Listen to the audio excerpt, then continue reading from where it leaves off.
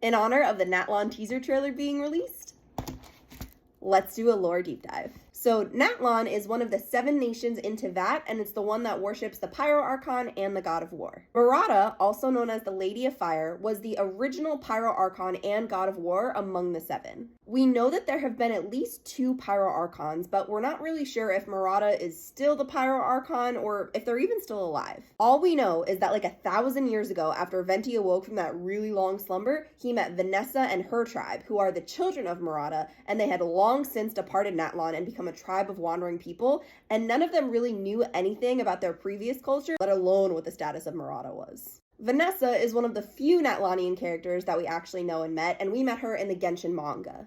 She's known as a flame-touched Muratan and actually became the hero of Mondstadt like over 1,000 years ago when her people came to Mondstadt and then became enslaved by the tyrannical nobles that had taken over. Vanessa became a local legend known as the Lion Fang Knight while she was in Mondstadt at the time that it was taken over by tyrannical nobles, because essentially they used to just throw people in a coliseum for entertainment, and she was an undefeated gladiator. With the help of Venti and a few others, Vanessa was able to work to take down the tyrannical nobles that were ruling Mondstadt and ended up becoming their hero. At the end of her life, she actually ascended to Celestia and took on the form of a falcon, and later became known as the Falcon of the West, one of the 4 winds. Currently, there's not too much that we know about Natlan, but we do know that it's home to a lot of natural hot springs because there's hella volcanic activity going on over there. We also know that war is a constant in Natlan. They are always fighting about something.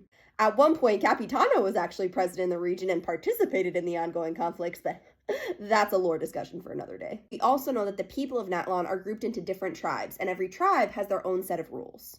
We know that there were at least 6 tribes in Natlan back in the day, but it's unclear how many tribes there are now. And the only reason that we know that there were 6 tribes was because there was this dude named Tenoch who again existed like thousands of years ago, and he didn't belong to any tribe, but all the tribes still respected him, and he brought together a leader from every single one of the tribes to like band together and then fight against Natlan's like external enemies instead of them like fighting amongst themselves. So at that point there were 6, but we don't really know how many there are now. We also know that Natlan is home to hella dragons that are called Saurians. These were the cute little creatures we saw in the Natlan teaser trailer, the ones that could like go on the ground, that had like geo powers, the ones that could swim, the thing that could fly, you know, all that fun stuff. Saurians have gone through a lot of evolution and development during their time in Natlan and actually now coexist with the humans that live there.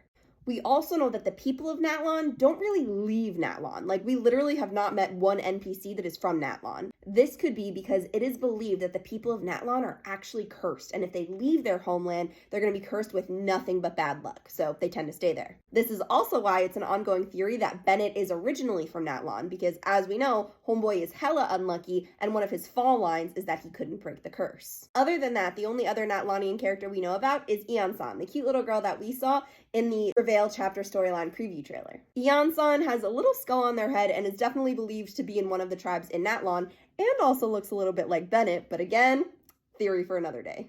That's really it, but hopefully we learn more in the upcoming quests. Hope this helped!